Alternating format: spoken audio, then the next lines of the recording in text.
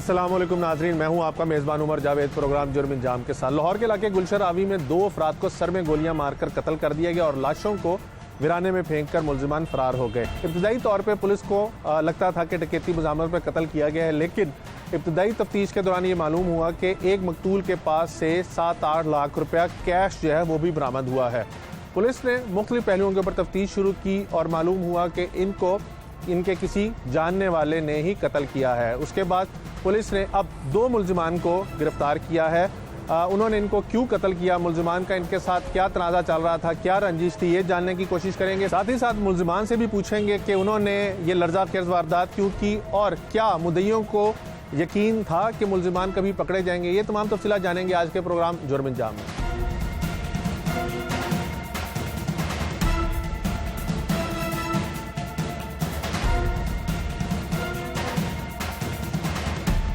गुलशन आवी के इलाके डबल सड़कों के ऊपर 2 अफराद को फायरिंग करके कत्ल करने के बाद लाशों को फेंक दिया गया और मुलजिमान जो थे वहां से फरार हो गए।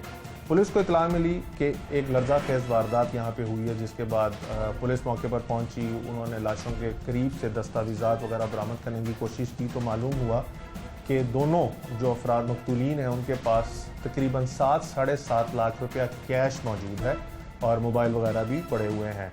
पुलिस ने पंजाब सेफ सिटी अथॉरिटी के कैमराज और इर्द गिर्द की जो फुटेज थी वो निकलवानी शुरू की ताकि ये मालूम हो सके कि इनको किसने कत्ल किया है, लेकिन सरेदस्त पुलिस को कोई वहाँ से ऐसा शाहिद ना मिल सका जो यानी जो इस कत्ल के पीछे मुहरिकात थी उस तक लेके जा सकता। लेकिन मुकदमा दर्ज होने के बाद तफ्तीश जो थी वो CIA के पास आ गई।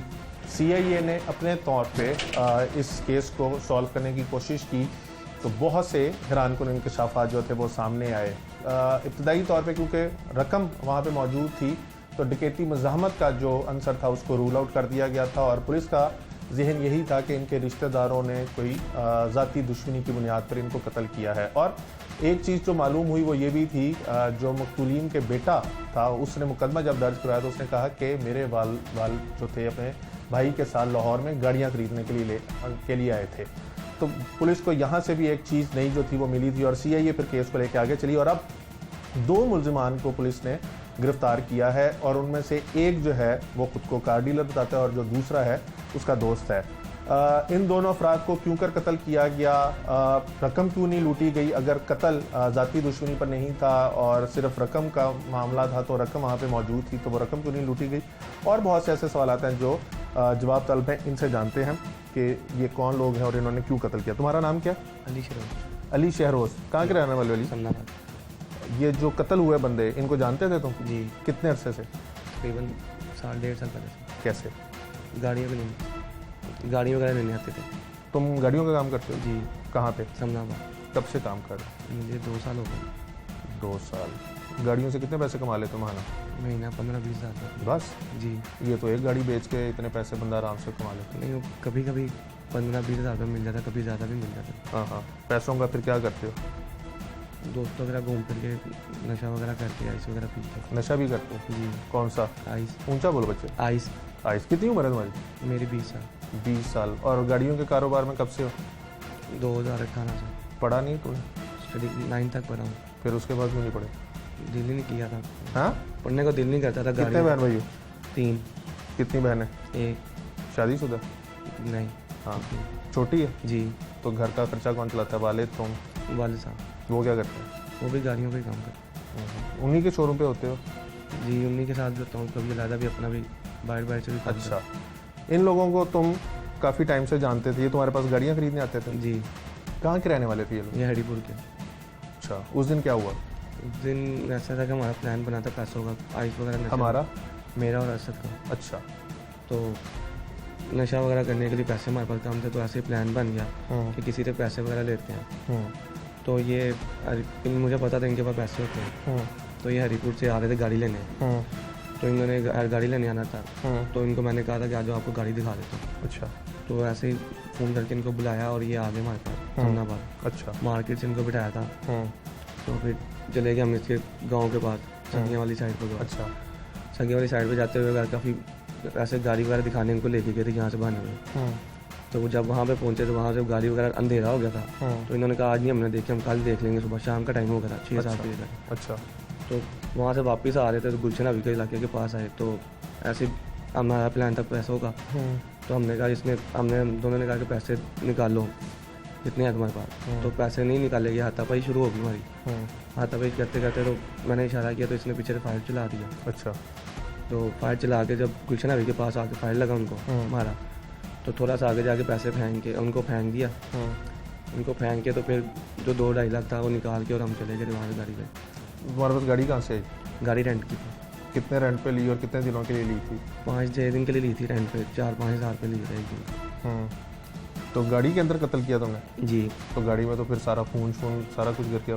वो वहाँ से जब उनको फेंक के फिर गाड़ी रैंप पे लेके गए थे, गाड़ी वगैरह दिलवाई थी, मतलब दिलवा वगैरह के साफ करवा के। तो उसने नहीं पूछा कि गाड़ी के अंदर खून कहाँ से आया जिससे गाड़ी दिलवाई? पूछा तो उसने उसको यही कहा था कि दोस्त की लड़ाई हुई थी तो उसका सर फट गया था, तो उसका खून वगैरह लगा हुआ था। असलहा कहाँ से आया? असलहा दोस्त लिया था। क्या क्या के? शादी पे जाना इसलिए। कितने दिन पहले? 1 दिन पहले लिया था। तो उसने दे दिया तुम्हें? जी। क्यों? दोस्त आया था वो। अच्छा। तुम्हारा प्लान ये था कि आइस का नशा करना है तो पैसे लूटने हैं। जी। तो तुमने असलहा क्यों लिया? फिर इसका मतलब तुमने ये भी प्लान बनाया हुआ था कि इनको कत्ल कर देना? कत्ल का नहीं, वैसे गन पॉइंट पे पैसे छीनने का आया था। तो फिर आगे हाथापाई जब हुई तो फिर करना पड़ा। कितने अर्सा पहले तुमने आइस करनी शुरू की? रोज़ाना कितने की आइस कर लेते हो? कैसे खरीदते हो? तफसीलन बताना सारा। 1.5-2 साल पहले शुरू की थी। दोस्तों के साथ बैठ के ऐसे ही शुरू हो गई गैदरिंग में। तो फिर एक दोस्त आया था, वो देने आता था घर। अच्छा। तो वहाँ से 1000 रुपये की मिलती थी 1 ग्राम। तो वहाँ से शुरू की थी। 1000 रुपये की लेते थे, ग्राम पी दी 1.5-2 घंटे निकाल देती थी। अच्छा। तो फिर दिन में कितने ग्राम कर लेते हो? 1 या 2 ग्राम। तो अगर रोज़ाना तुम 1000 रुपये की करते हो इसका मतलब है तुम्हें महीने का 30,000 रुपया चाहिए। जी। तो 30,000 कभी दोस्त वगैरह भी ले लेते थे पास से, कभी मैं ले लेता था ऐसे। तो सिर्फ ये लड़के ही करते हैं? नहीं, लड़कियाँ भी करती हैं। तुम्हारे ग्रुप में भी लड़कियाँ? जी। वो कहाँ से जानते हो उनको? कैसे दोस्त बनी? टिकटॉक वगैरह से दोस्ती वगैरह इसके लिए। टिकटॉक के ऊपर तो वो वीडियोस बनाते हैं ना, अपने गानों शानों की वीडियोस बनाते हैं, तो वो आइस का तो उसमें कोई लेना देना नहीं। वो कैसे? टिकटॉक से जैसे वीडियोस वगैरह बनाने के लिए तो उनको भी शौक होता था इसका। ऐसे ग्रुप बना होता था इस वगैरह, वो भी कर लेती थी, तो साथ दोस्त वगैरह भी कर लेते थे। अच्छा। वो लाहौर की हैं वो लड़कियाँ वगैरह? और वो आ जाती हैं आइस वगैरह करती हैं फिर चली जाती हैं? जी। ये बड़ा आसान काम है इसका मतलब? सब आम हो गई आइस तो हर बंदा पी रहा था। जिस दिन तुमने ये वकूआ किया जी, उस दिन तुमने नशा किया था? जी। क्यों किया था? कितनी देर पहले किया? कितना किया? उनको बिठाने से घंटा 1.5 घंटा पहले गया था। 2-3 ग्राम आती दोनों ने पी थी, या ज़्यादा आती 4 ग्राम है। अच्छा। 4 के 4 ग्राम कर ली तुम? जी। तो तुम तो कह रहे हो यानी एक दिन में तुम लोग 1 या 2 करते हो, 4 ग्राम तो बहुत ज़्यादा नहीं? ज़्यादा हो गई थी। फिर 15 से 20 मिनट पहले आई शुरू की थी, तो उनको बिठाने से पहले की। काफ़ी मतलब ज़्यादा पी ली हुई थी, समझ नहीं आ रही थी। ठीक है। उसके बाद जब तुमने आइस कर ली, उनको गाड़ी में बिठाया, लेके घूमते रहे, उसके बाद पैसे मांगे, पैसे नहीं दिए उन्होंने, तुमने उनको कत्ल कर दिया, लाशें फेंक दी। जी।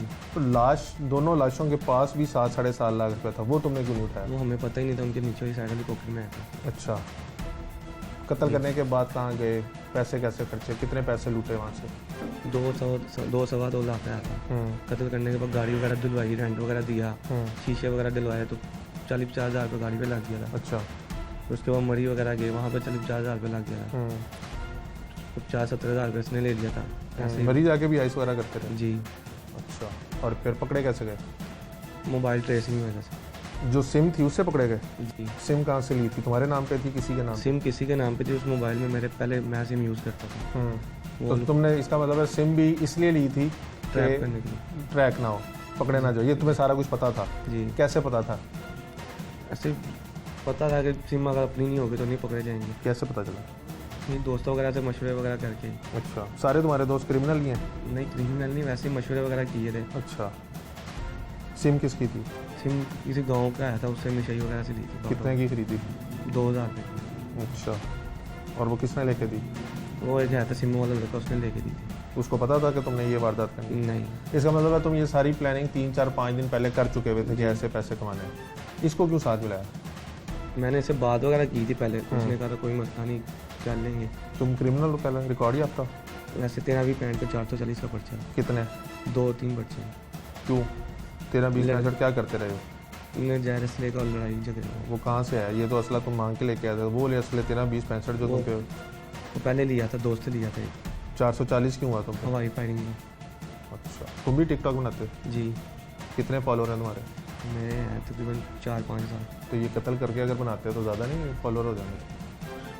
ये टिकटॉक की वजह से तो नहीं सारा कुछ तुम करते रहे? नहीं, आइस वगैरह करके नशे में। ओके, जनाब का नाम क्या है? असद अली। असद साहब, क्या करते हैं? मैं स्टडी कंप्लीट की है, क्या स्टडी की है? मैट्रिक की है। आईसूस के ऊपर तो नहीं कोई सर्टिफिकेट कर लिया? नहीं। अच्छा, मैट्रिक किया, पास हो गए? हाँ जी, कोरोना की वजह से। और उससे ज़्यादा कितने नंबर है? नंबर अभी देखे नहीं, इधर आ गया था। अच्छा, अगर कोरोना ना होता तो फिर पास हो जाना था? मुश्किल ही था। जैसे ये कत्ल की तैयारी की थी, पेपरों की तैयारी भी की थी?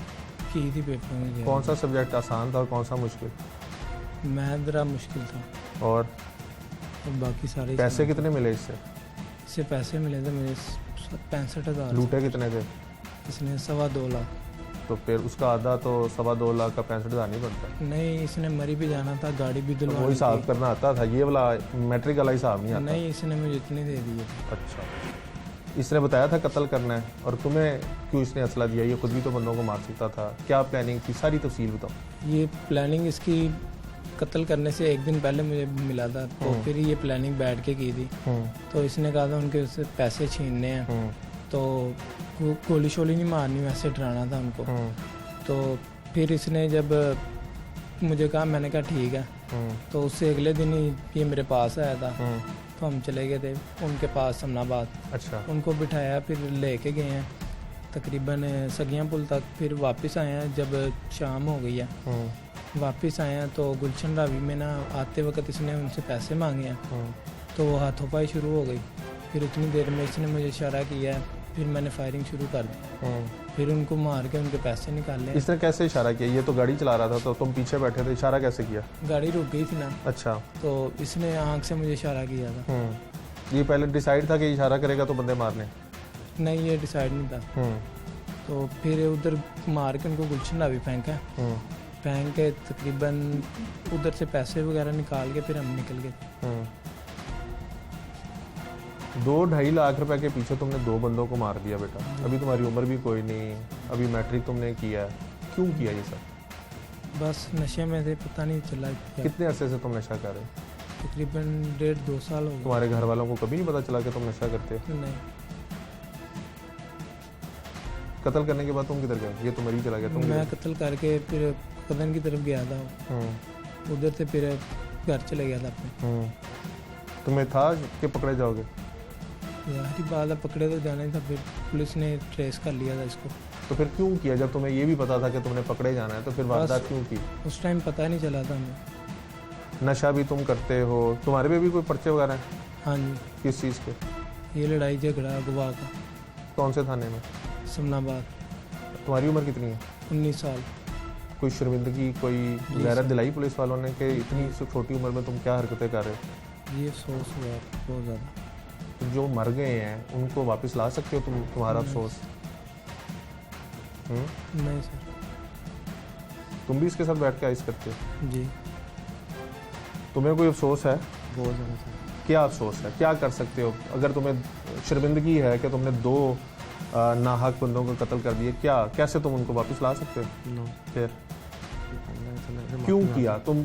यानी तुमने बैठ के कभी सोचा कि ये तुमसे इतनी बड़ी, ये जो 2 बंदे तुमने कत्ल किए, कैसे कत्ल हो गए? नशे में आते नहीं समझ आई उस टाइम, तुम पता ही नहीं चला कि ये होना था। नशा तुम अपनी मर्जी से कर रहे थे या किसी ने ज़बरदस्ती कराता था? अपनी मर्जी से। फिर तो तब तुम्हारी अक्ल कहाँ पे थी जब ये तुम नशे करते थे? सब बस दोस्तों में बैठ के आइस वगैरह करके, तो पता ही नहीं तो चलता। ऐसी दोस्ती छोड़ देते क्यों? कोई ज़बरदस्ती उन दोस्तों में बिठाता था? No sir. बस आप मुलजिमों की गुफ्तगू सुन रहे हैं। इनकी गुफ्तगू से 3 चीज़ें तो अखज़ की जा सकती हैं। एक कि बुरी कंपनी की वजह से ये आइस पे लग गए, आइस और टिकटॉक का कम्बिनेशन बना और ये इस किस्म का इनका माइंडसेट हो गया। दूसरा, हुकूमत भी और पुलिस भी बार बार ये मैसेज कन्वे करती है कि आप अपने नाम पे जारी करदा सिम किसी को ना दें। इन्होंने भी किसी से सिम खरीदी, पहले डेफिनेटली पुलिस ने उसको पकड़ा होगा और फिर उसकी निशानदेही पर पुलिस इस तक पहुंची। तीसरा आपके नाम पे असला जो है वो जारी हुआ होता है, कोई बंदा इस्तेमाल कर लेता है और आपको भी परेशानी होती है। इस केस में भी इन्होंने ऐसे ही किया कि 2 से असलहा लिया और बाद में कत्ल कर दिया। क्योंकि ये पहले केस जो था थाना गुलशन आबी में दर्ज हुआ था, मुकदमा दर्ज हुआ था, उसके बाद CIA को तफ्तीश जो थी वो तब्दील हुई। IO इस केस के इन्वेस्टिगेटिंग ऑफिसर जो है इफ्तिखार साहब, वो हमारे साथ मौजूद हैं। इनसे जानते हैं कि केस किस तरह से चला, किस तरह से इनको लीड्स मिली और फिर मुल्ज़िमान तक कैसे पहुँचे, क्योंकि इब्तदाई तौर पे बिल्कुल ब्लाइंड मर्डर था और डिफरेंट पहलुओं के ऊपर जो थी वो पुलिस तफ्तीश कर रही थी। दुश्मनी हो सकती है, गैरत का नाम हो सकता है और बहुत से पहलू जो थे वो निकले हुए थे। तो इनसे जानते हैं। इफ्तिखार साहब, सबसे पहले तो ये बताइएगा कि जब ये वकूआ पेश आया तो मौके से पैसे भी बरामद हुए, कोई असलहा वगैरह भी ऐसी चीज़ जो थी वो वहाँ पे मौके पर ही पड़ी हुई थी, रात का टाइम था, वीराना इलाका था, सेफ सिटी अथॉरिटी के कैमरे भी नहीं थे। कैसे केस को आपने शुरू किया, कैसे कामयाबी हासिल हुई? देखें, फ़र्स्ट ऑफ़ ऑल तो सबसे पहले मैं ये बात करना चाहूँगा कि ये क्रिमिनल माइंड है और जब हम क्राइम सीन पे जाते हैं तो क्राइम सीन को देखकर हम वहाँ पर बहुत सारे नतीजे जो हैं वो अखज़ कर लेते हैं। तो ये नतीजा तो अखज़ था कि ये डकैती प्लस मर्डर है, ये मर्डर नहीं है। ये कैसे आपको लगा कि डकैती मर्डर है? सर, उसमें जाहिर है कि जब वो हमें इतना तो हम मौके पर ही लेकिन पैसे तो वहाँ पे मौके पे भी मौजूद थे। सर, उसमें ऐसे है कि एक जो ज़र मोहम्मद है वो ऑलरेडी मार्केट में आता जाता था और वो डीलर था। इसका आईडी हम मौके पर भी लगा लेते हैं क्योंकि जाहिर है ID कार्ड होते हैं, मामलात होते हैं, इस चीज़ को हम वेरीफाई कर लेते हैं। इसमें मैं ये आपको बताना चाहता हूँ कि ये जब हमने इसकी उसका जो मोबाइल है, मोबाइल से हमने जब उसका मोबाइल ट्रैक किया, उसमें फुट इन्फॉर्मेशन भी है और टेक्निकल जो है पॉइंट ऑफ व्यू से भी हमने काम किया। उसके मोबाइल से जो नंबर निकला उसको ट्रैक किया हमने, उससे हम इस तक पहुँचे हैं। जब इसको हमने पकड़ा और इसको इंटरोगेट किया तो इसने फिर हमें बताया कि हरीपुर से पठान जो है वो गाड़ियों की खरीदो फरोख्त के लिए आते थे और एक से मेरा राब्ता था। इनका वैसे इलाके के अंदर कैसा व्यवहार है लोगों के साथ? सर, बिल्कुल इनकी रिप्यूट बड़ी बैड है वहाँ पे और आपके सामने मुल्ज़मान ने कन्फेस किया है कि इनका एक प्रीवियस रिकॉर्ड भी है। वेपन रखते हैं, हवाई फायरिंग करते हैं, टिकटॉक, आइस वगैरह, ये सब चीज़ें, ये इनकी रिप्यूट बड़ी बैड है। ये हमने ऑलरेडी वेरीफाई किया और इन्हें बड़े प्लान तरीके के साथ ये बात। बहुत शुक्रिया। आयु की अब बिल्कुल सुन रहे थे, मुदई भी आए हैं, मुदईयों से भी जानने की कोशिश करेंगे और DSP साहब से जानने की कोशिश करेंगे कि ये आइस का बढ़ता हुआ रुझान और टिकटॉक के ऊपर हवाई फायरिंग और उसकी वीडियोस को अपलोड करने की वजह से क्राइम की शरह में कितना इजाफा हो रही है, तमाम तफसीलात भी जानते हैं।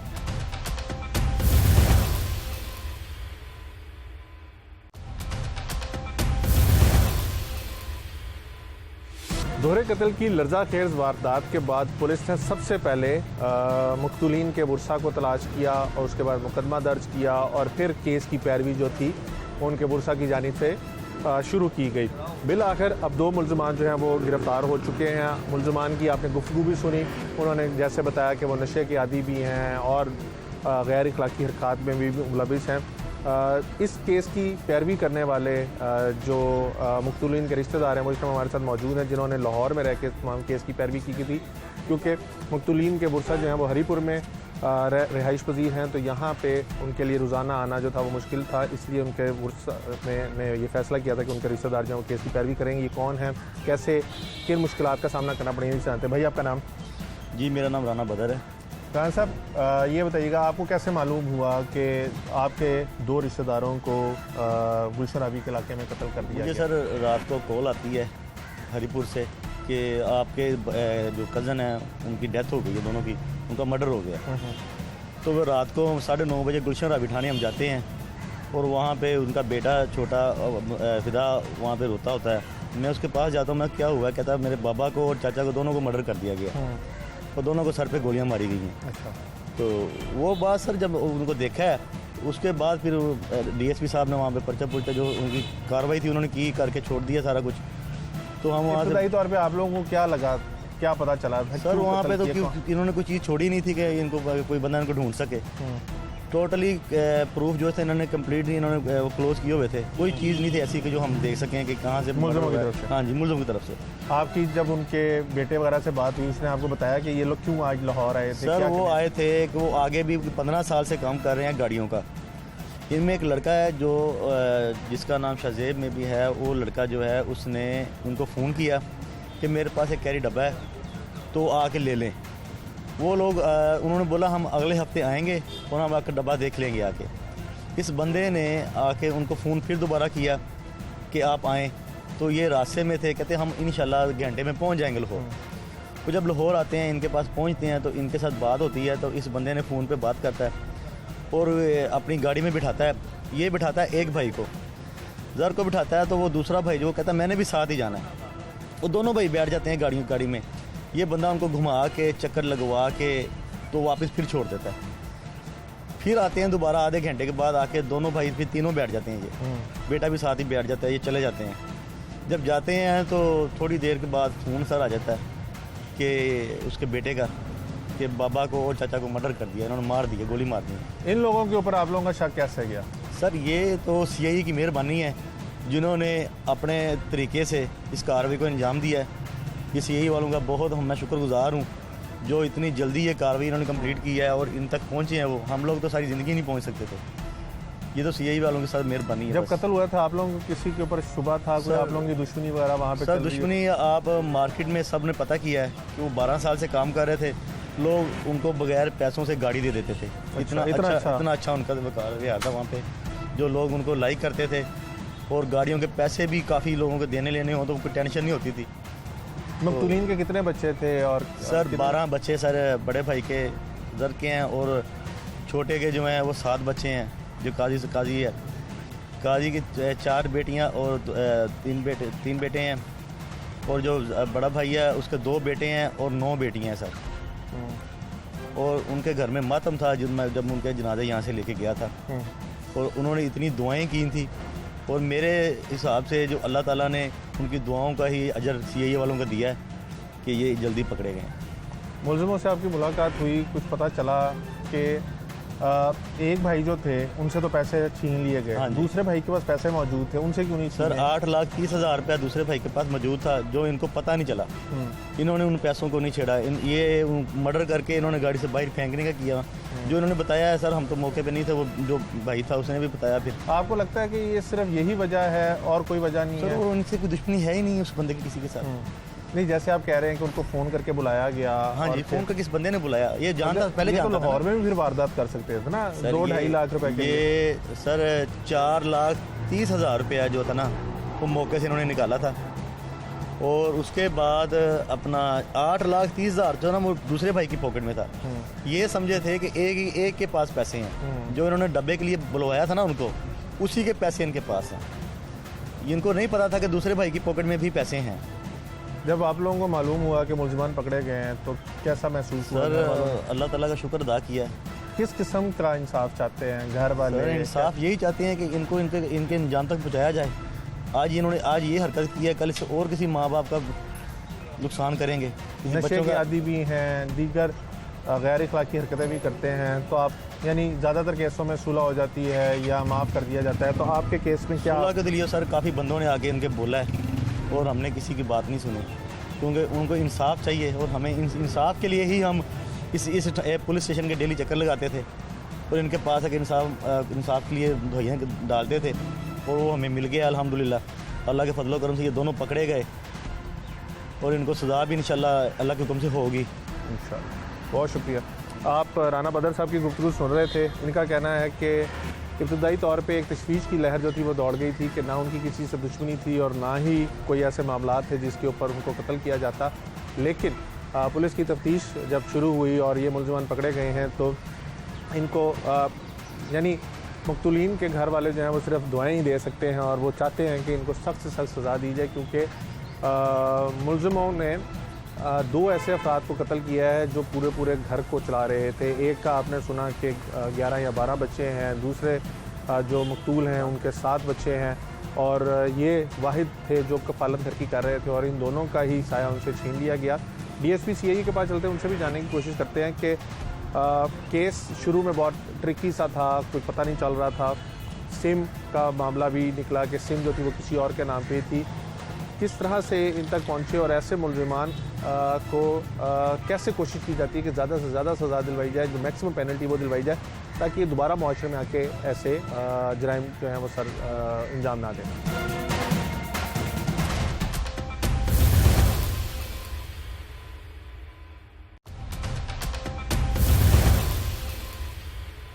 आपने मुल्ज़िमान की गुफ्तगू सुनी कि ना सिर्फ वो नशे के आदी हैं बल्कि दीगर गैर इखलाकी हरकत में भी वो मुलविस हैं, जिसकी वजह से उनको पैसों की ज़रूरत पड़ी और उन्होंने अपने उन क्लाइंट्स जिनको वो गाड़ियाँ लेकर देते थे उन्हीं को लूटने की कोशिश की और बज़ाहिर उन्होंने कत्ल का प्लान भी बनाया हुआ था।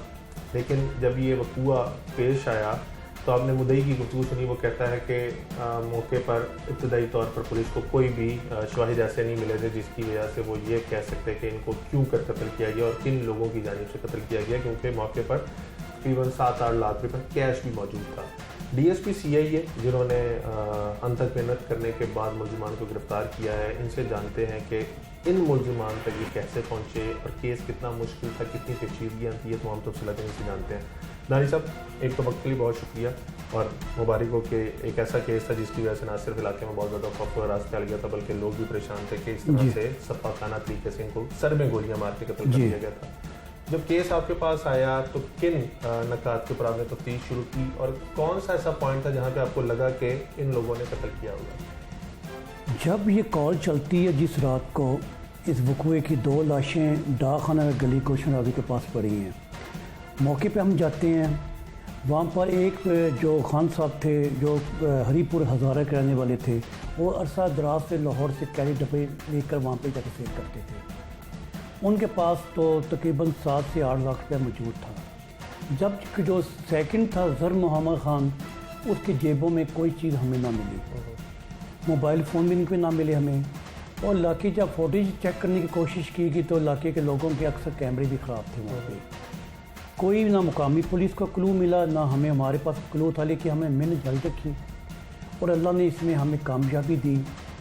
और फिर बिल आखिर इन दोनों को, हिरा गुजर और शरोज़ को हमने ट्रैक किया। जहाँ इनको ट्रैक किया जाता है वहाँ पर इन्होंने छोटी सी एक मिस्टेक की थी। मोबाइल फ़ोन में एक सिम तब्दील की गई थी चंद सेकंड के लिए, इजी जायज़ कैश बनवाने के लिए थी। वहाँ से ट्रैक किया, जो सिम इस्तेमाल कर रहे थे वो बॉर्डर एरिया के एक नशई के नाम की थी। जो इन्होंने परचेज़ की थी तकरीबन 5-6 हज़ार में से कोई चंद दिन पहले इस वक़ूआ को कंप्लीट करने के लिए थी। अपनी तरफ से तो इन्होंने अपनी तमाम सबूत ख़त्म कर दिए थे, लेकिन चूँकि 2 इंसानी कत्ल हुए थे और वो भी बग़ैर किसी मकसद कत्ल हुए थे। ये मज़लूम लोग थे वो लोग, और इस बना पर इन केस काफ़ी मेहनत करने के बाद हमने ट्रैक किया। ट्रैक करने के बाद इनको फिर हमने इनके ऊपर शक आपको कैसे किया? क्योंकि इब्तदाई तौर पे जब कोई भी इन्वेस्टिगेटिंग ऑफिसर मौके पे जाता है तो वो ये जाके देखता है कि डकैती मज़ामत हुई है, ज़ाती रंजिश है, कोई दुश्मनी है, ये चीज़ें चेक की जाती हैं। पैसे अगर मौके पे पड़े हो तो इसका मतलब है कि डकैती तो नहीं हुई होगी। और जैसे आप बता रहे हैं कि वो गाड़ियों का कारोबार करते थे, अगर किसी ने ज़ाती रंजिश करनी भी थी तो वो हरीपुर में इनको कत्ल कर सकता था, लाहौर आके कत्ल करना। तो इनके ऊपर कैसे आपको शक व शुबहात गया? जब हमने ये शेख मोटर है यहाँ पे समनाबाद में, उसके ऊपर जो सेफ सिटी देखे तो वहाँ से हमें थोड़ा सा क्लू मिल गया था कि इनके बीच में होलिये थे। जब होलिये को चेक किया तो पता चला ये जो शरोज़ है ये इस इलाके का रहने वाला है। इसको इसी बिना पे शक गुजरा था। जब इनके मोबाइल जो असल नंबर थे उनके CDR निकलवाई गई, उनकी CDR और वो जो इन्होंने एक बोगस नंबर इस्तेमाल किया जा रहा था उनकी CDR तकरीबन एक ही थी। इस बना पर हमें शक गुजरा कि इनका अगर इंटरोगेट किया जाए। और जब इसकी हमने रिकॉर्ड चेक किया था शरोज़ का, ये लाहौर के मुख्तलिफ होटलों में ये अय्याशी करने की भी जाया करता था। रंजन साहब, जैसे आप सारा कुछ बता रहे हैं कि इसने सिम भी किसी से ख़रीदी, गाड़ी इसने इसकी अपनी नहीं है, पिस्टल इसका अपना नहीं है, तो इसके अंदर मैक्सिमम जो चीज़ें वारदात में इस्तेमाल हुई हैं उससे तो इसका ताल्लुक ही कोई नहीं है, इसने लोगों से लिए। लेकिन इसमें ये चीज़ हमें अपने बच्चों पर नज़र रखनी चाहिए और ये जो लोग देते हैं रेंट पे गाड़ियाँ देते हैं वो भी इस चीज़ को मद्देनज़र रखें, किसी को अजनबी को गाड़ी ना दें, इसका रिकॉर्ड चेक करें। इसमें इन्होंने पिस्टल मांगा, ये शादी पे जा रहे हैं, पिस्टल अपना ना दिया जाए और वालदैन भी नज़र रखें कि उनका बच्चा क्या हरकतें कर रहा है। हीरा गुजर मंशियात पीता है और इसके बकौल इसके बाप को इल्म नहीं है। इन्होंने इंतहाई सख्त ज़्यादती की है। ज़र मोहम्मद की तकरीबन 8 से 9 बेटी हैं, या 8 हैं गालिबा या 9 हैं। उसके बाद जो सबसे तकलीफ अमल है, उसकी माँ के जब 2 लाशें गई हैं हरीपुर हज़ारा में, उसकी माँ चली गई कौमे में और चंद दिन के बाद उसके वालिद की फ़ोटो की है। एक दो उन्होंने पूरा घर ही बर्बाद कर दिया और इनकी छोटी सी अय्याशी की खातिर। और जब इनको मैंने पकड़ा है तो ये बात सामने आई है कि जी इनको पता ही नहीं था जो इसके दूसरे भाई के पास 8 लाख रुपए मौजूद है। एक भाई की तलाशी ली है काजी खान की, जिसके जेब में से तकरीबन 4.5 लाख मुद्दई कहता है कि मुल्जिमान जो थे वो सिर्फ एक भाई को लेके जाना चाहते थे, दूसरा ज़बरदस्ती किया। वो क्या वजह है? क्योंकि ये जो काजी के वाकफ़ थे, ज़र मोहम्मद भी ज़बरदस्ती कहता है मैं अपने भाई के साथ चलता हूँ, इसको मैं किधर जाने दूँगा। वो भी ये बात दुरुस्त है, वो भी साथ ज़बरदस्ती बैठा था। देखिए मौत का फिश्ता मुकर्रर था, दोनों इसलिए दोनों की मौत आनी थी, दोनों साथ चले गए। लेकिन लाहौर में सेल पहले लेकर गए हैं ये जरांवाला, शरकपुर, रहीम गार्डन, वहाँ से देखते रहे वकुआ कहाँ किया जाए। उसकी वजह क्या थी? सेफ सिटी कैमरा से बचना क्या? हाँ जी, वहाँ से इनको ये था कि यहाँ पे मार के फेंके तो पकड़े जाएंगे, क्यों ना अपने इलाके में जाकर मार के फेंके। जहाँ पर इन्होंने डेड बॉडियाँ फेंकी हैं वहाँ पर वकुआ नहीं हुआ। वहाँ से 2 किलोमीटर पीछे इन्होंने फायर मारे हैं, फायर मारने के बाद डेड बॉडियाँ वहाँ पर डाकखाने गली में लाकर फेंकी हैं। मुद्दई कहते हैं कि हम चाहते हैं कि इनको सख्त से सख्त सज़ा दी जाए। पुलिस की जानिब से जब चलान जमा कराया जाता है तो उसके अंदर लकूनाज रह जाते हैं, प्रोसिक्यूशन एतराज़ात लगाते हैं, मुलज़िमों को उसका फ़ायदा मिलता है। कैसे इंश्योर करेंगे कि ऐसे मुलज़िमान जो मंशियात के आदी हैं, दीगर गैर अखलाकी हरकतें करते हैं, 2 बंदों को बेमौत कत्ल कर दिया है, कैसे इंश्योर करेंगे? मैं खुद इस केस को खुद देख रहा हूँ और मैं यकीन से कह सकता हूँ इसमें सज़ाए मौत होगी, क्योंकि बच्चों के और इनके मरने वालों के DNA ब्लड वो गाड़ी में से निकल आया और आई एम श्योर कि इसमें इनको कम से कम सज़ाए मौत होगी दोनों को। बहुत शुक्रिया। DSP CI इकबाल टम दानिश रांझा साहब की आपने गुफ्तगू सुनी। जिस तरह से मैंने मुल्ज़िमान के इंटरव्यू के बाद बात की, वही बात मैं दोबारा दोहराऊँगा कि हम अपने बच्चों के ऊपर नज़र रखना छोड़ देते हैं। हम समझते हैं कि वो इस काबिल हो गए हैं कि वो अपनी ज़िंदगी गुजार सकते हैं और वहीं से बुराई का आगाज़ जब हो जाता है। दोनों लड़के आइस का नशा करते हैं, उनके घर वालों को नहीं पता। सोशल मीडिया की एप्लीकेशन के ज़रिए दोस्तियां करते हैं लड़कियों के साथ, उनको बुलाते हैं और फिर उनके साथ भी आइस का नशा करते हैं। मांगे का असलहा इस्तेमाल किया क्योंकि आइस के पैसे ख़त्म हो चुके हुए थे, नशा करना था। प्लान बनाया कि असलहा लेते हैं किसी दोस्त से और फिर इनको बुला के कत्ल करते हैं। फिर उनको बुलाया, उनको कत्ल किया और आप ये देखिए कि दोनों मकतूलीन का कत्ल करने के बाद मुल्ज़िमान ना तो डरे ना छुपे, बल्कि जो रकम उनसे लूटी थी एक रकम लेके मरी चला गया और वहाँ पे जाके अपनी याशियाँ करता रहा, जबकि दूसरा जो था वो 1-2 रोज़ यहाँ पे छुपा रहा और उसके बाद वो भी उन जो उसको 65-70 हज़ार रुपया मिला था उसके ज़रिए अपनी नॉर्मल ज़िंदगी जो था वो गुजारना शुरू हो गया। क्योंकि हमेशा ये कहावत कही जाती है और सुनी जाती है कि कत्ल छुपाए नहीं छुपता।